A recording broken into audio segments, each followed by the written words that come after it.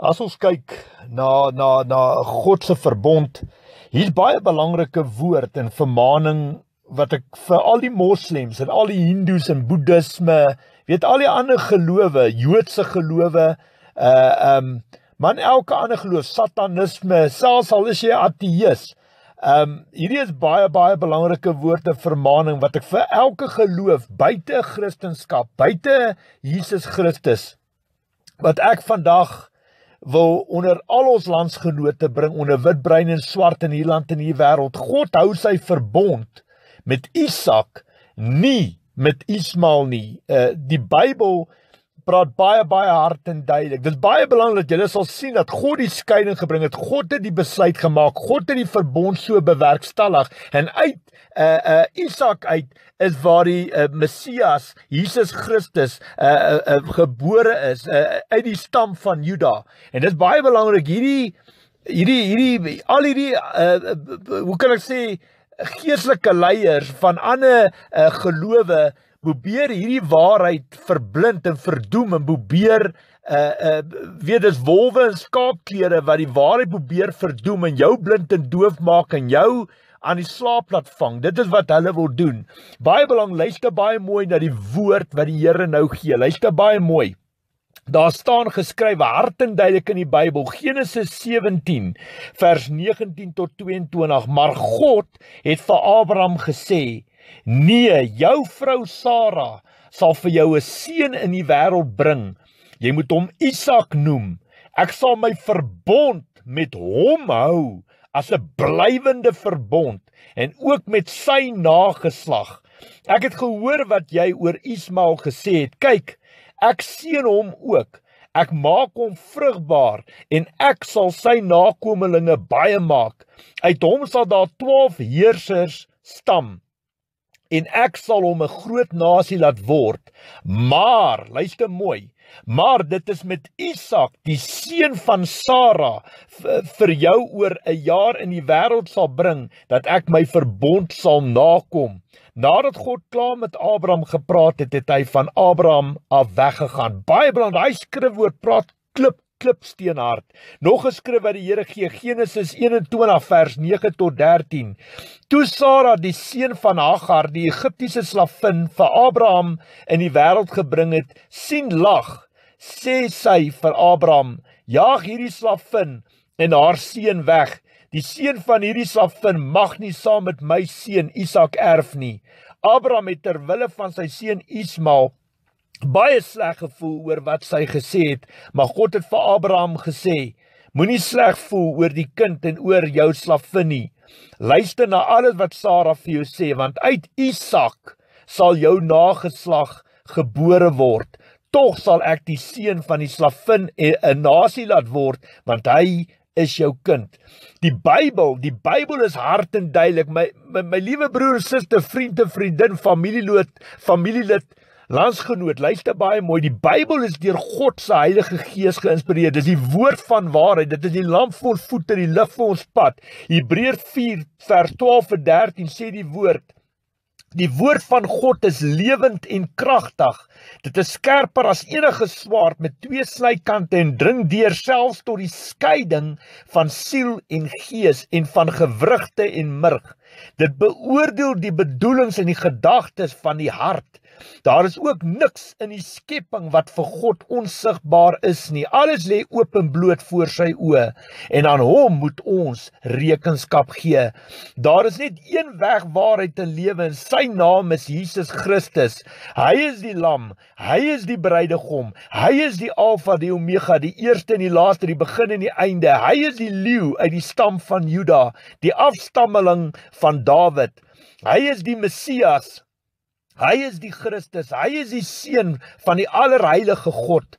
Hy word Immanuel genoem. Die naam beteken God by ons. Hoor vandag die woord van die Here, Jesaja 7:14, 'n profesie deur die profeet Jesaja.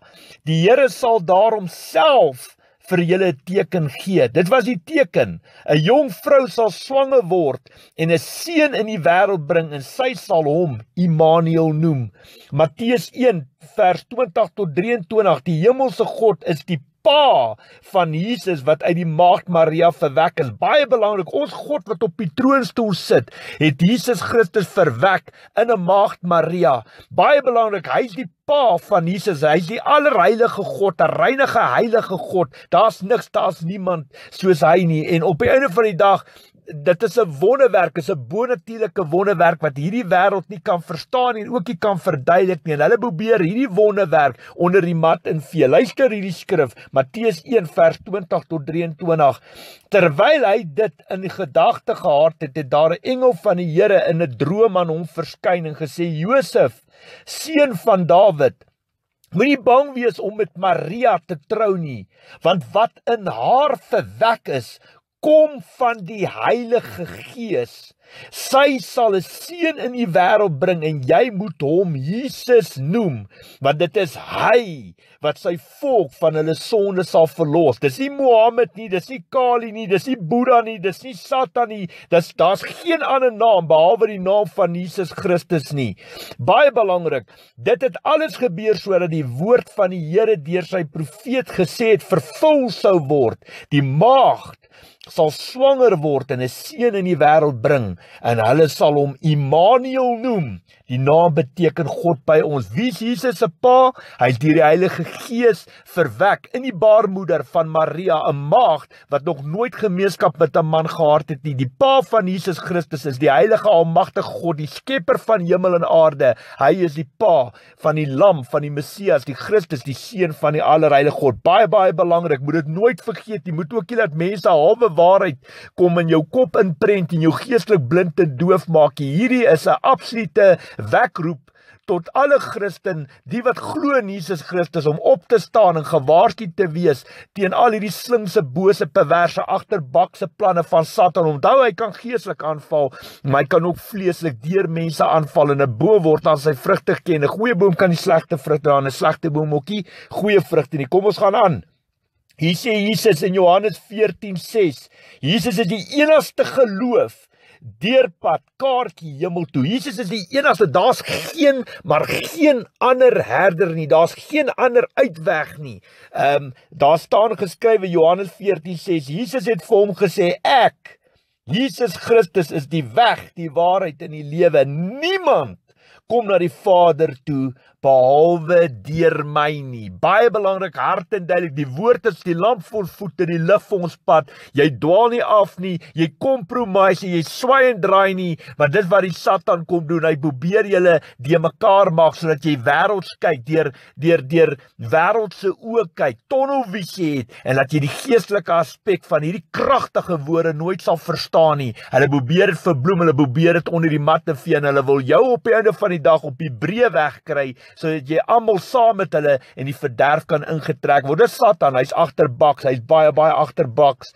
Hier sê Jakobus 2:19, daar is net een God. Luister baie mooi. Glo jy dat daar is net een God, dat daar net een God is?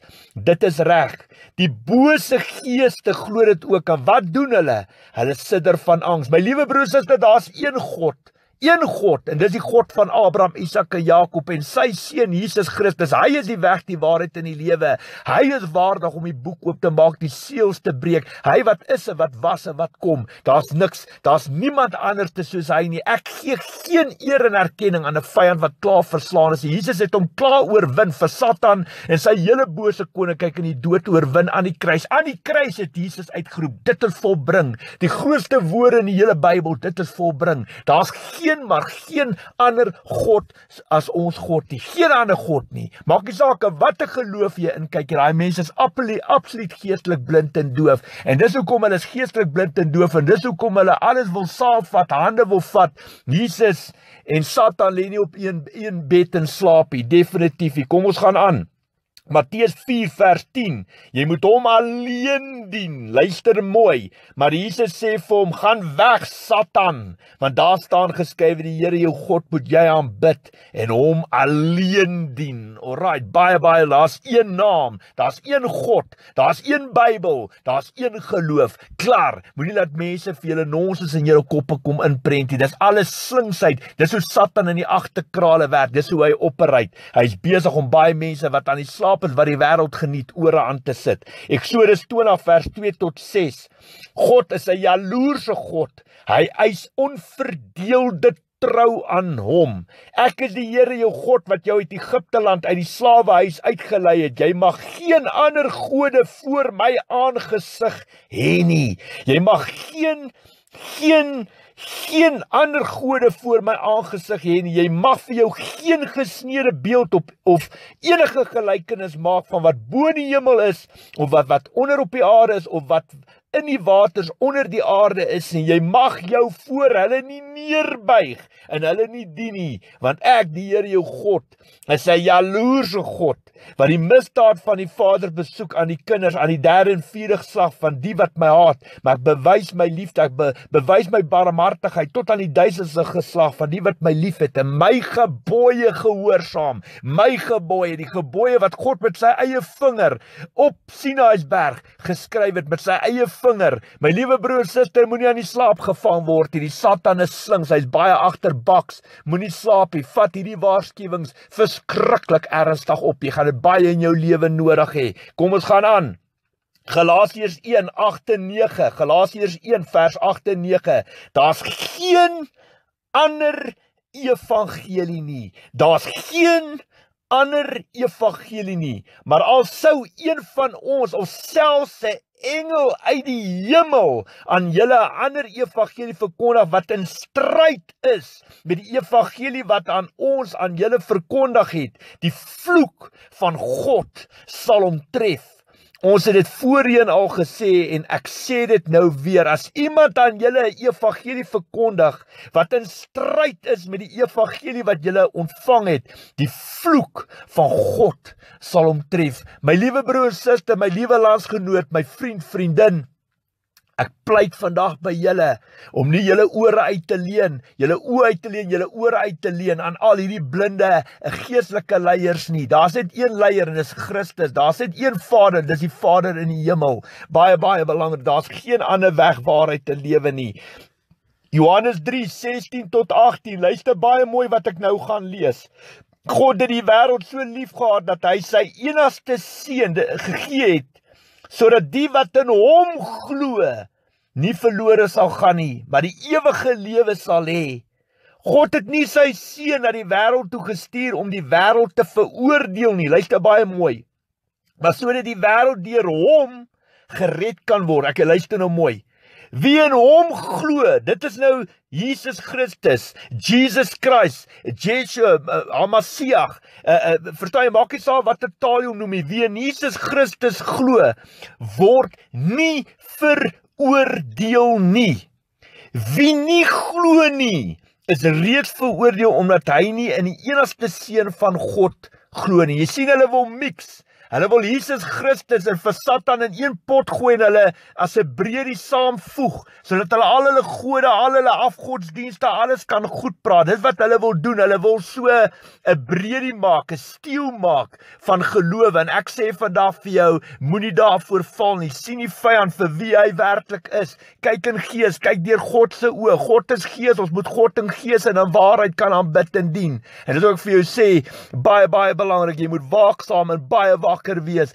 Wie nie glo nie is reeds veroordeel omdat hy nie in die enigste seun van God glo nie. Klaar. Mohammed, Satan, Boeddha, Kali, wat 'n name daar ook al is nie die seun van God nie. Dis alles afgode. Dis alles valse gelowe, afgodsdienste, valse name. En dis hoekom ek vandag vir sê, daar's net een naam, net een naam. As jy wil hemel toe gaan, is daar net een naam, en die naam van Jesus Christus. Verstaan jy, die pad na die hemel toe, die pad na die hel toe is breed en groot, en baie mense gaan daarin, maar die pad na die hemel toe, die poort na die hemel is dun en smal, en min mense gaan daarin. Daar's net een weg, waarheid in lewe, en sy naam is Jesus Christus. Moet nooit twyfel nie, moet dit nooit bevraagteken nie, en pas op vir hierdie mense wat al hierdie leuns in julle koppe in probeer prent. Baie belangrik, dis alles werke van die Satan af, en hy slinks, hy's agterbaks, en Ja, ons weet, hy kom soos 'n dief van die nag, soos 'n engel van die lig, soos 'n brul op soek na iemand om te verslind en te verskeer. Moenie ontkant betrap word nie. Wie ore het,